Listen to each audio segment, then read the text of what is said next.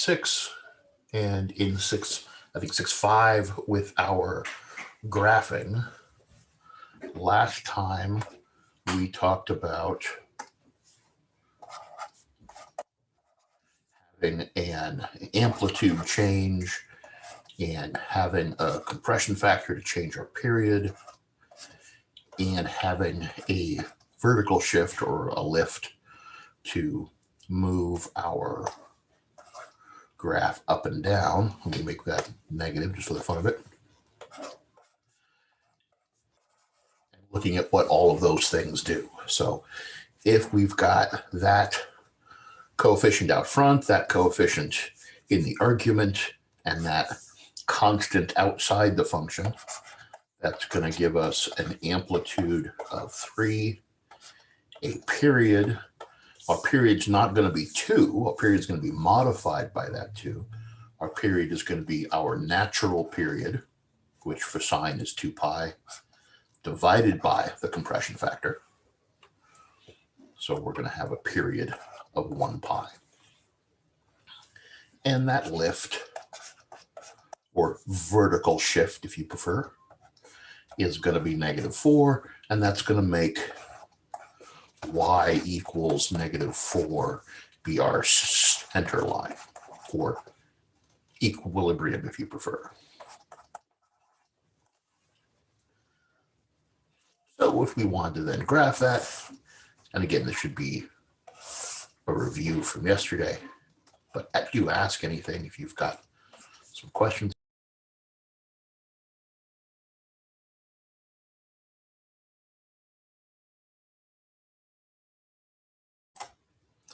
That's going to be a problem if that keeps happening, but we'll hope for the best. So I'm not sure exactly where I lost you, but that center line at -4. And we're going to have that You were talking about lift right when you dropped. Okay. Okay. Thank you. Also, we can't see your screen right now. Yep.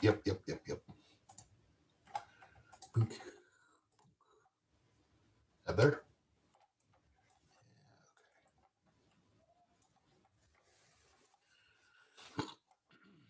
Okay.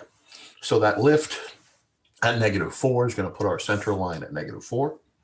Our amplitude of 3 means we're going to go up by 3 to -1, down by 3 to -7.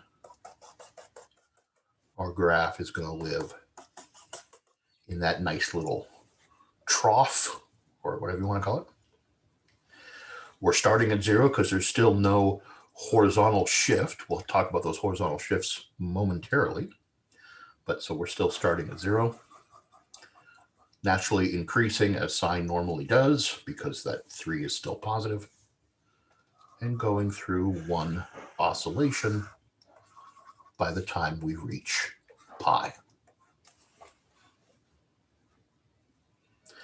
We will often be wanting to label or note our critical points. Our critical points are where our beginning, end, middle, and quarter points are. So that's going to happen halfway through, a quarter of the way through, and 3/4 of the way through. So that's what we talked about yesterday, right? Where we left yesterday is having to talk about this vertical shift. That's the one piece we need. And that one piece has an issue. It is, of the 4 modifications, the 4 translations, it is the one that's a little bit more sticky. So if we just isolated it from any of these other changes, it's actually not that bad. If we put, say, x plus, let's go with pi over 3. If that's all we wanted to do, it's actually not too bad. That means that we're taking, just like this 2 sped up our x values, this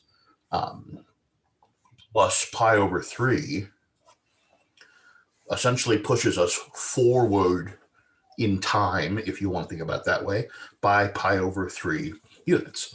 So instead of having us start at that beginning equilibrium point, our essentially start, our time equals 0, is going to be pi over 3 units forward.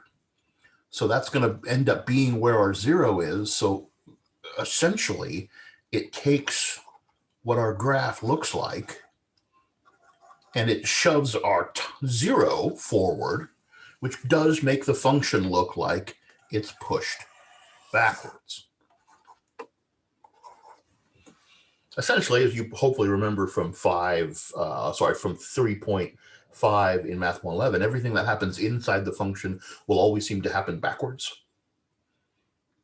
And that happens backwards really because it doesn't happen to the graph. It happens to the world in which the graph lives. So what moved positive pi over 3 units was the axes themselves. The time unit moved forward by pi over 3, which visually makes the graph look like it goes backwards by pi over 3. So why all that stuff happens in reverse.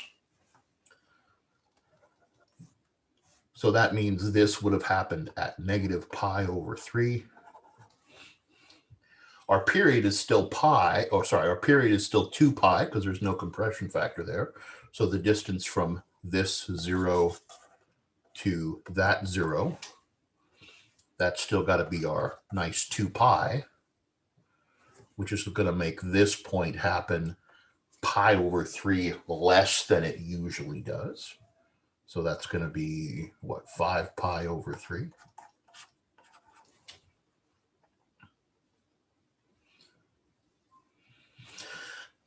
And adding pi to negative pi over 3, that's going to make this happen at, what, 2 pi over 3?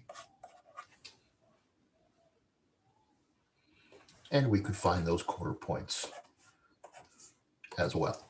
One of the things I like to do to find quarter points, they can be a little bit tough to find sometimes, is since they're each a quarter of the way along the line, it's often handy to take our period and look at how long is our quarter period. In this particular case, our period is the natural 2 pi divided by 4 is going to give us a nice pi over 2. So the distance from any one of these points to the next point, that distance is just pi over 2. So negative pi over 3 plus pi over 2 is going to be, need some common denominators there. So negative 2 pi over 6 plus 3 pi over 6 is going to be happening at pi over 6. So that's going to happen at pi over 6.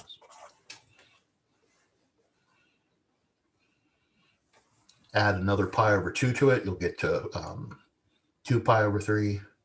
Add another pi over 2 to that, and we'll get, what, 4 pi over, let's add it to it, 2 pi over 3. Never be afraid to go off and write something down. To find out what this quarter point is. So if we want that to be in, again, it would be sixths. So 4 pi over 6 plus 3 pi over 6. That's going to be a nice 7 pi over 6. So that's happening at 7 pi over 6. Add pi over 2 to that again. And that should land us at our 5 pi over 3. So that actually calculating that quarter period and using that quarter period to find your quarter points is a nice tool. And we'll look more about that when things get a little bit more complicated. So if all we have is a little vertical shift, then, sorry, horizontal shift, then all we're doing is having to remember that it goes backwards, but it's not that bad. The trouble comes in when we combine vertical stretches or compression factors, sorry, horizontal, my vertical and horizontal switch today. When we have a horizontal compression and a horizontal shift in the same problem. And that issue comes about because we need to isolate the horizontal shift from the compression. So let's say we've got a compression factor of, well, let's go with pi just for the fun of it. And then a constant here of, oh, let's go with 2 pi over 5. Looking at that, we can certainly still, say our amplitude is 1. We don't have a lift. Our period is going to be our normal period of 2 pi divided by pi. So our period is going to be 2 units. If ever you want a period that's nice whole numbers, you'll see that you end up with a compression factor that's a multiple of pi. So that's going to be nice. And you might want this horizontal shift, often referred to as a phase shift, to be this nice 2 pi over 5, but that has to be isolated from the compression factor. What essentially happens is that 2 pi over 5, yes, it's being pushed out by 2 pi over 5, but then that compression factor of pi is pulling it back. So to figure out where our actual phase shift is, how far we actually moved, we have to take that 2 pi over 5 and isolate it from, divide out this compression factor. So we've got to take that 2 pi over 5 and divide out that pi. And we get 2/5. That's the amount that were shifted after compensating for the compression factor. Now, we can do it down here like I did. I tend to like to do it this way, just divide it out. But the other way you can do it, and you'll see your textbook do this fairly often, is to take whatever this coefficient is and factor it out. Factoring is just like dividing. So essentially pulling that compression factor away so that your vertical shift is isolated from your compression factor. And for us, this can be important because we've got to make sure when we look at a function and try to determine what its phase shift is, what its horizontal shift is, we realize whether we're given a problem in this form or in this form. Here, we need to isolate the phase shift. Here, the phase shift is already isolated.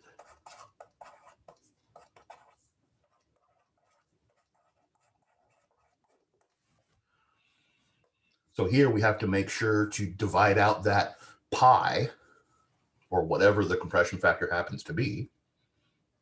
In this one, since there's that extra parentheses there, tells us that that pi has already been removed, already been isolated from the phase shift.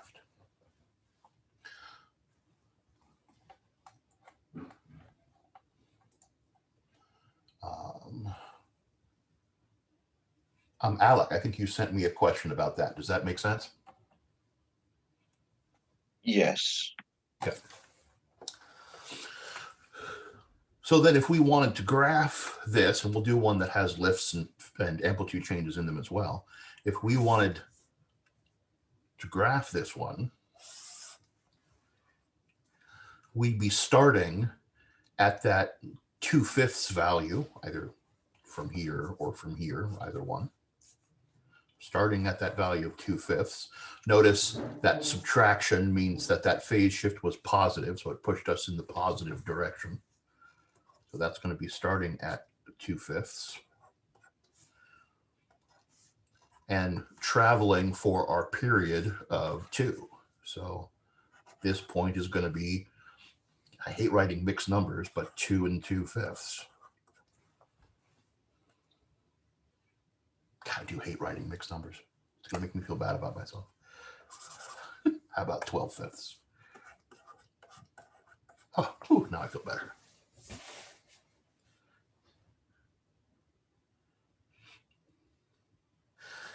And again, if we want those quarter points in between, you can do a lot of, okay, what's halfway? Like if we go halfway, it's a nice phase shift of 2. So half of it is 1.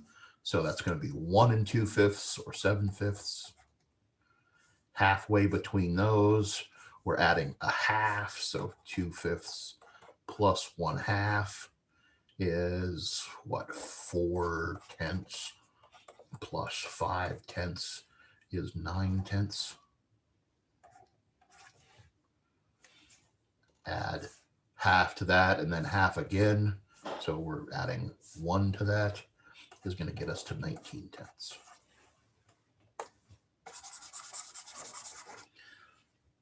And again, we could have done that just by saying, okay, what's our quarter period?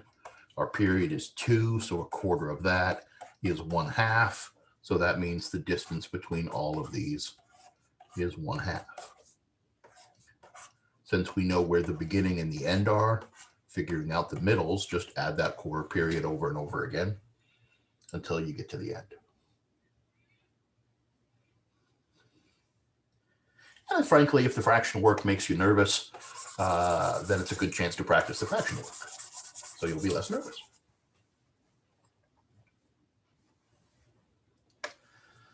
Our amplitude is still 1 because there's no amplitude change.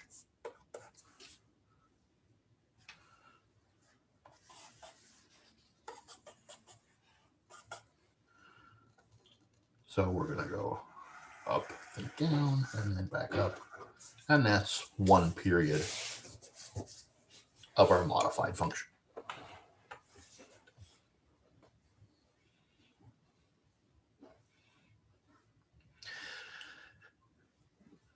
So the phase shift of the 4, the phase shift does tend to be the worst of the 4, but just because you have to be careful of how it interacts with that compression factor. And best way to handle it, just remove its effect. I tend to be a little bit grumpy with not only your textbook, but most textbooks. When they talk about graphing, they'll say, the kind of fundamental pieces of the graph are this b times x minus c plus d, where that a is the amplitude, or its absolute value is the amplitude. That b is the compression factor, which we'll call our period. That little c there is the phase shift, and the d there is the lift, or where the equilibrium line is. And that's all true and fine, except for the most part, when people give us trig functions, they don't give it to us with this internal factored form. Usually, when they give it to us, it looks more like just bx minus c plus d.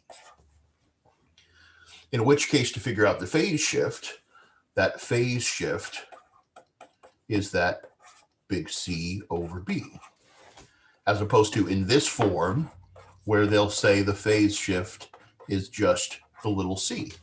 And I really have seen textbooks use one form with a lowercase c and the other form with a capital C, because it's so easy to tell between the lowercase and the uppercase of a C.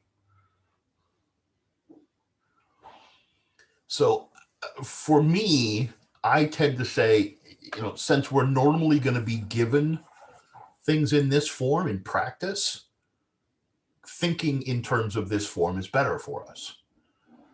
Though when they introduce this material, they kind of tend to push towards this form so they can give you problems that are already broken down, which I guess is good to practice. But then you get used to that and you get unsure how to handle the phase shift or handle the compression factor when it's not factored out.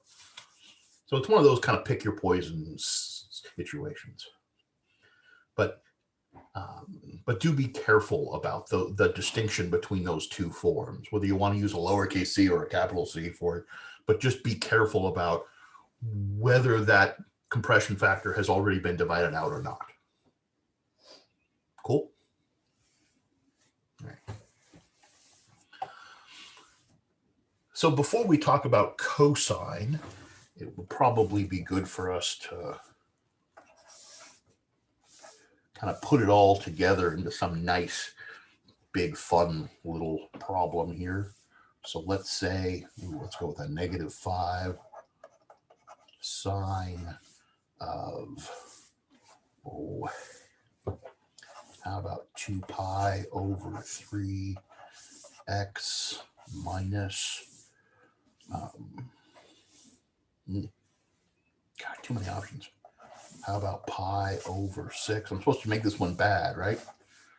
Plus 1. Ugh, ugh. So if somebody told you to graph that, the first thing I would recommend doing, the first thing I'll always recommend you guys do, particularly on your like scratch paper or whatnot, is list out our 4 values. List out what is this thing's amplitude, what is its period, what is its phase shift or horizontal shift if you prefer, and what is its lift or vertical shift if you prefer. Because if you've got those 4 values correct, but you're having trouble with your graphing, okay, that's okay. You just need to practice your graphing. But if your graphs don't work and we don't know what these numbers are, it's hard to kind of say how you're doing. So it is a good habit to list those 4 out. So start that way. List those 4 out, then try to draw yourself a nice graph. I'll give you a couple minutes to do that. Then we'll talk about COSA.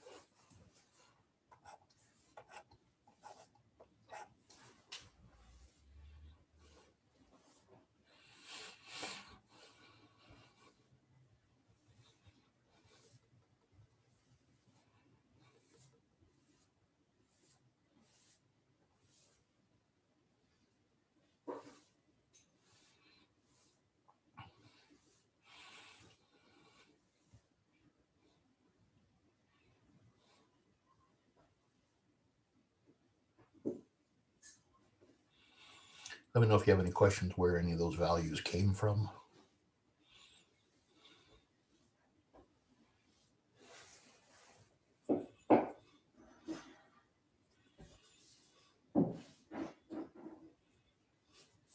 Is there a certain order that you need to graph in? I remember in 111 you had to graph one of the shifts before the other.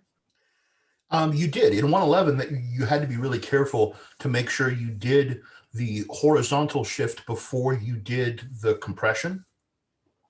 And that was essentially how it compensated for, having this value, make sure it's isolated from that compression factor, was to make sure you did that move first and then compressed. Fair? So that was its way of doing that compensation. It's like, well, why don't we, the reason right now we don't have to focus too much on that order is because we're forcing that order to occur by how we're finding that phase shift. Does that make sense?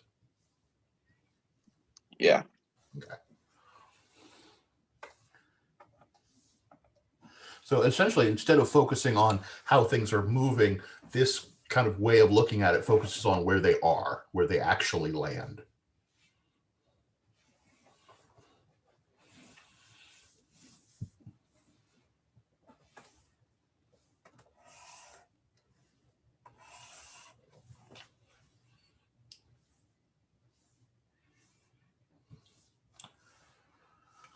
I do like to do the lift, or kind of demonstrate the lift and the amplitude first, because it does give me that kind of little place that I know my function's going to live. I know my graph is going to live in this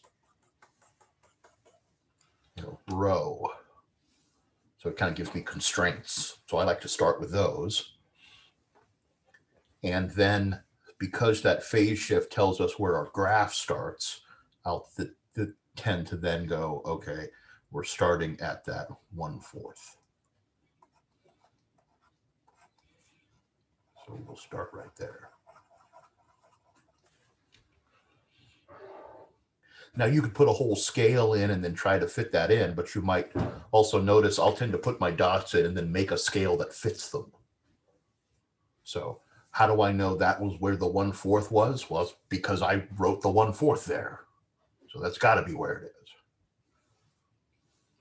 A period is then 3, so it's going to comparatively be fairly long. And it's nice to get this scale, nice, but we do have to be a little careful. The end point here isn't going to be at 3. It's going to be a distance of 3 from that start value. So that's got to be at 3 1/4 or 13/4. Fair?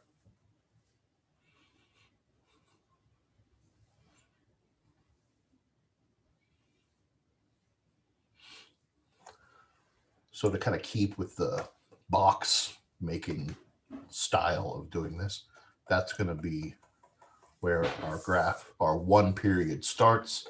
That's going to be where our 1 period ends. So in that kind of rectangle is where our curve is going to live.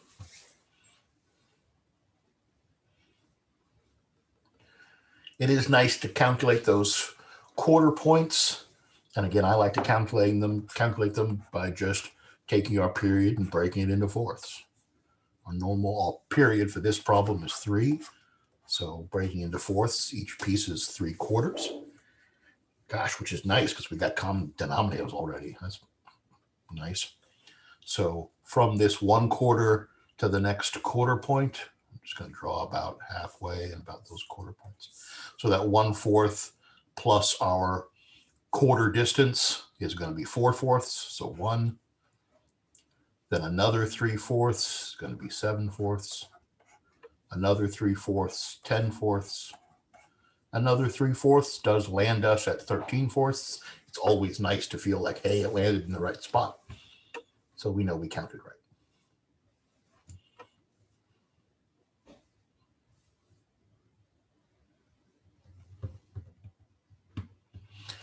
Your book often describes this in terms of a formula. It'll say that xi is equal to x naught plus I times that quarter period, which just can look weird, but that means x0, our start point, is just equal to that start point. Our first internal quarter point is our start point plus that I is 1 now, so 1 quarter.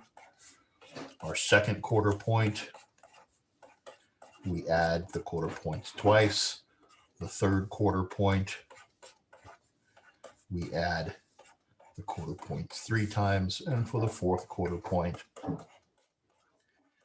we add the period 4 times.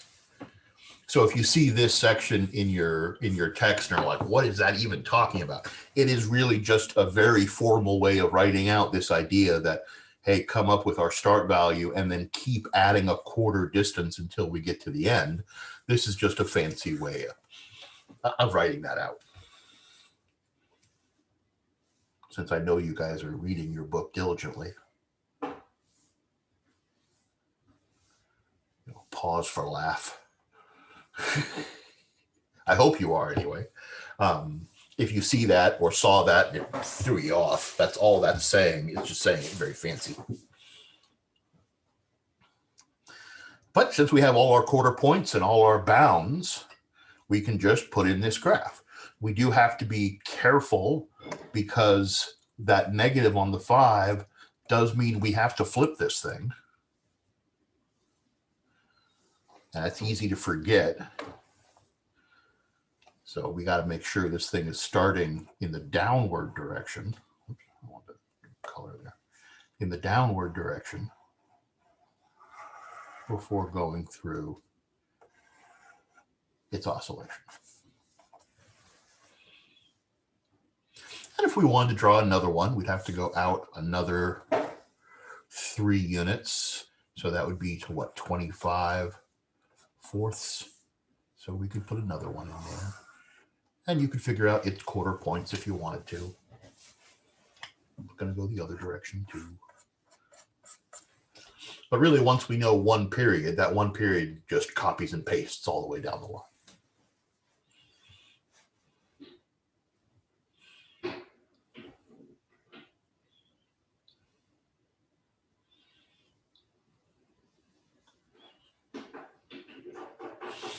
Questions about any of that? This takes practice. Be sure you get that practice time in. Graph handfuls of these if you can. I just have a question about the phase shift. How you got 1/4 exactly? Did you just find common denominators in 6 and 3 to turn that into 2 times 2 and then just 1? No, because we're dividing. We don't need common denominators. So I just took the division, turned it into a multiplication, and then reduced. So the pi's canceled. The 3 cancels with the 3 and the 6, leaving that 2. So all that's left on top is the 1s. All that's left on top is that 2 times 2 to make the 4. That fair? Yep, gotcha. And again, that's one of the reasons I said this course will push those fraction skills, because we get to do cool little fraction manipulations like that a lot. So, and I always appreciate when you guys ask those, because that is a skill that most of us have all those tools, but how fresh and quick we are with them varies. So we are going to want to strengthen those skills. So asking about them is awesome. I still prefer decimals. You're still that person who wants to tell me what 0.125 times 0.25 is? Yes. Yes. Okay. What is it? Let me find my calculator. Yeah. See, you're already losing. I'll get you. They do take more time to learn how to use effectively. But I promise you, when you get nice and good with them, they make everything faster, nicer, quicker, easier, more exact. But it does take time to get there. I mean, you've probably noticed I throw them around like toys, right? That's not because I know something that you guys don't know about fractions. That's just because I've used them often enough that their strengths help me and their weaknesses I've overcome with practice, you know?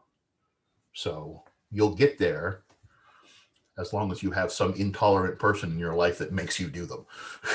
So. Okay, so that's all graphing sine, but sine is only one of our 6 functions. So does that mean we have to do this whole thing again with cosine and tangent and cosecant and secant and cotangent? Well, yes. Well, at the same time, no, though. So let's kind of say we were going to do that and just look at what cosine's graph is going to look like and see if we can come up with any connections between what our cosine and what our sine looks like. So remember, cosine is the x values on our unit circle. So if we start down here at 0, what's the x value down there at 0? Well, the x value down there at 0 radians, so at 0 radians or degrees, we're already starting up at 1 as opposed to at 0. So we've already started off different than sine did. Sine was the y values, so it started at the 0. Cosine is the x value, so our first x value, the cosine of 0 radians, is 1. So we start up here at 1. But then what happens to the x values as that angle increases? Well, those x values start to shrink.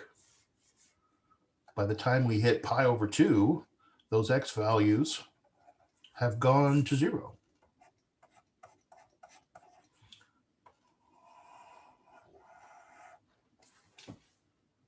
So quadrant 1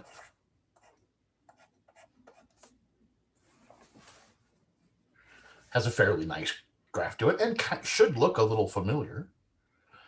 What happens as we go into quadrant 2? Well, those x values start to lengthen again, but they lengthen in the negative direction to a maximum of -1 at pi. So at pi, well, these increase, but they increase to that maximum at -1. Well, again, that should look awfully familiar. What happens as we go into quadrant 3? Well, they start to shrink again. They're still negative values, but they're still negative values, but they're negative values that are getting smaller and smaller again towards 0. And they do reach that nice 0 at 3 pi over 2. And then the x values get larger again,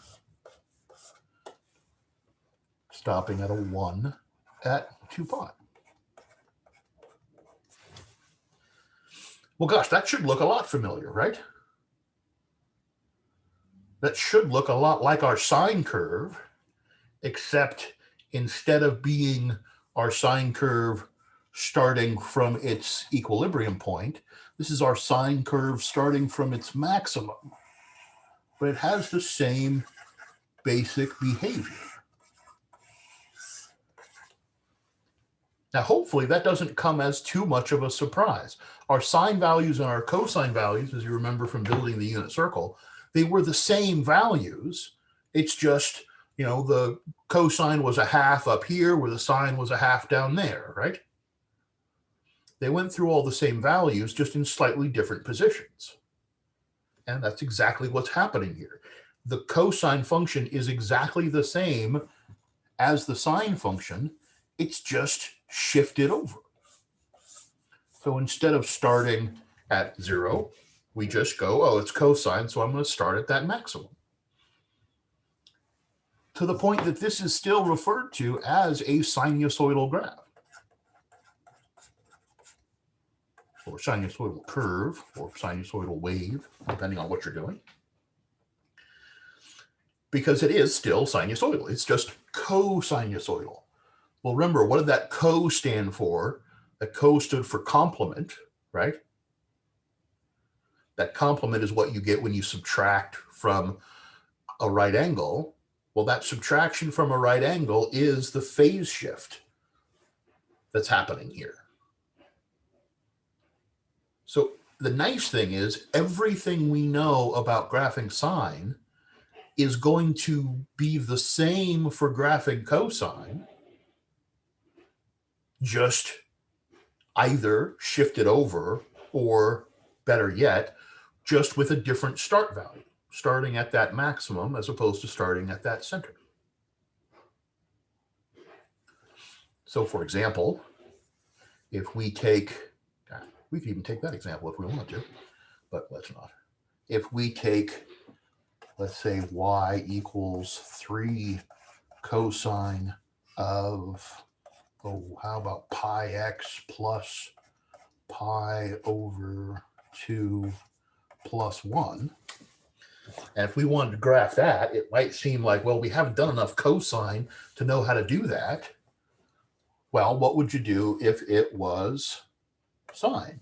You'd say its amplitude was 3. Its amplitude still 3. You'd say its period was its natural period, which is still 2 pi, divided by the compression factor, pi. So its period is going to be 2, just like it would have been if it was sine. That phase shift, we still need to isolate the phase shift from the compression factor. So it's still going to be pi over 2 divided by pi. So those pi's cancel. We get 1/2. And our vertical shift, or our lift, is still just that constant 1. So nothing different than it would have been when it was cosine. Oh, sorry, when it was sine.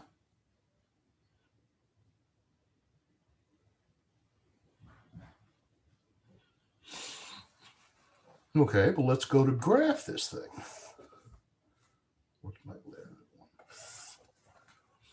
Well, again, if it was sine, we'd start with that center line, or I like to start with that center line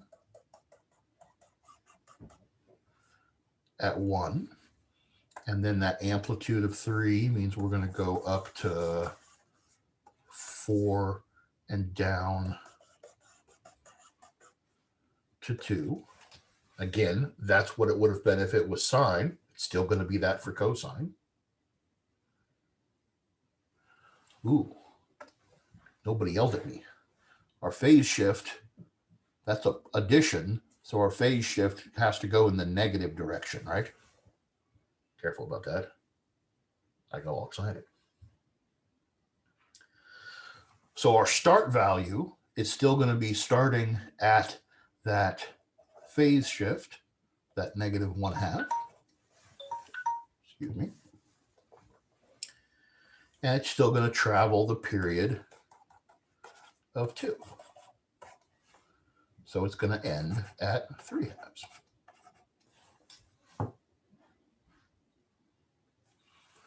So if you liked making that box before, we could still do that. We got that box. Our period is going to live in that box. And we can still find our quarter points the same way. Our quarter points are going to be 1/4 of 2, so 1/2. So my scale's a little off, sorry.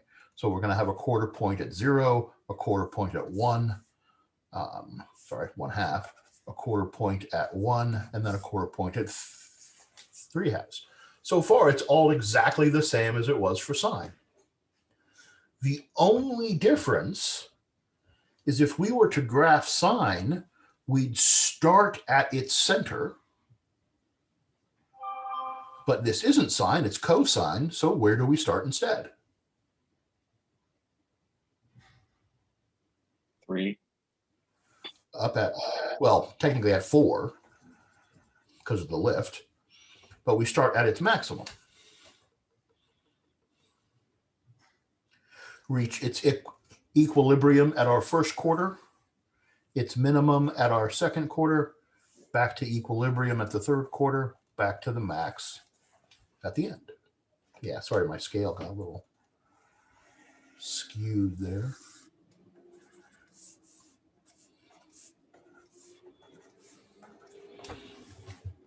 But that's our cosine.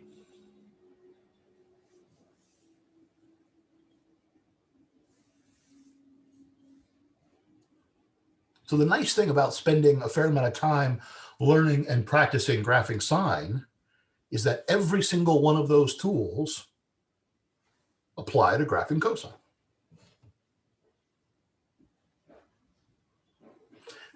You might ask, well, what would happen if it had been a -3? Well, what's that -3 going to do to that diagram, that image? Look, Yeah, instead of starting downward, it's going to start upward. So the negative would just make the thing go that way instead.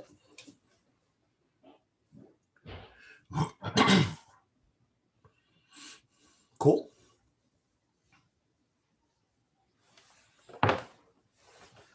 So we really don't need to spend a whole bunch of time on cosine.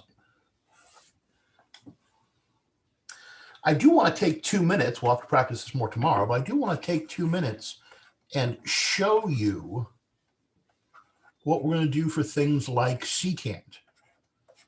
I'm just going to give ourselves a very nice little secant graph here. So let's say we were graphing secant and you're like, oh no, that's a whole different function. No, it's not. We don't mess with secant. If you want to graph secant, don't. Graph cosine. It's got a lift of 1, amplitude of 2. I'm just going to do this real fast. I know you guys have to go. Phase shift at 1/6, so it's out 1/6. No compression factor, so it's going to look like that. And keep going. So that's at pi/6. And that's at 13 pi/6.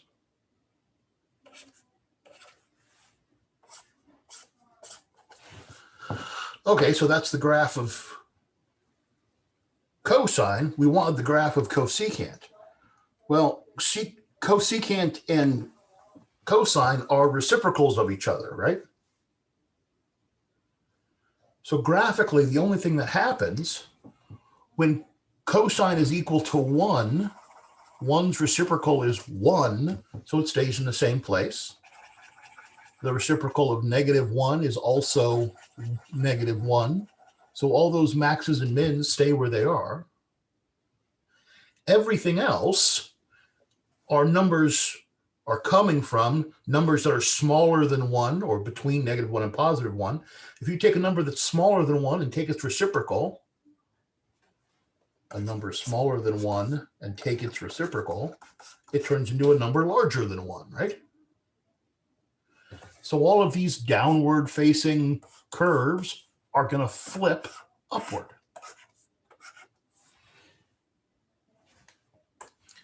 So this curve flips upward.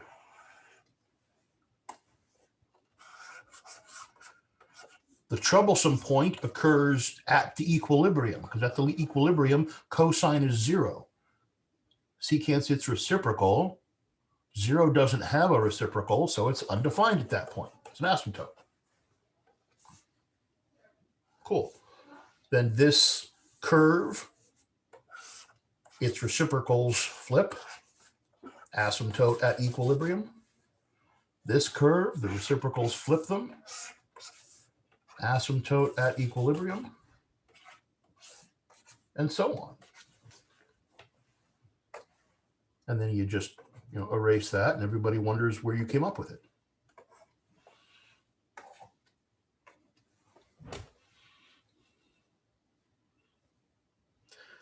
So we'll practice that a little bit tomorrow, but if we know how to do that flip out, everything we know from graphing sine teaches us how to graph cosine. And if we want to do cosecant or secant, all we have to do is sine and cosine and then flip them.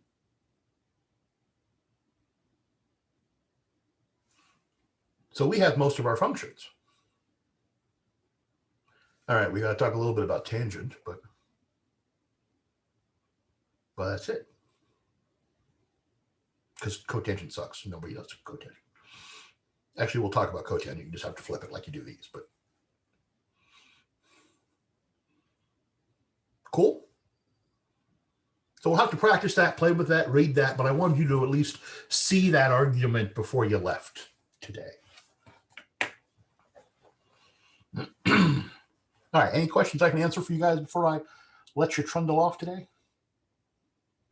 For the test on Thursday, do we have to take it at a certain time or just sometime before the end of Thursday? Sometime before the end of Thursday. I'm thinking about whether we should do that on Monday instead, though, just to have that extra day to talk. I wouldn't be opposed. Anybody opposed to that? Anybody actually in favor of that? I would be in favor of Monday, please. Me too. All right, fine. No, I think that's good. It'll give us an extra day to talk about inverses, and that's a good thing to spend an extra day talking about. So I think that would be good. You talked me into it, Fernando.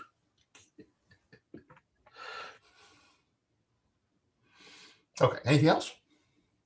I have a question, but it's, you've been like recording some of your lectures. Have you been posting them on the MyOpenMath? I have. When I'm done, I'll check. Sometimes they end up only on my side, not on yours. So I'll go check them to see if they're on both sides. I haven't checked myself yet, but Okay. If I'll- ever I'll they don't email. show up, yes, send me a message and I'll check. Okay, cool. Thank you. Sure. Are we gonna get like a formula sheet or like a unit circle or anything for the test Yes. given to us, or should we make our own? You will get one, and I'll show you that tomorrow. Just the unit circle or a whole formula sheet for Both. all? Both. Awesome, thank you. Good questions. You guys got anything else?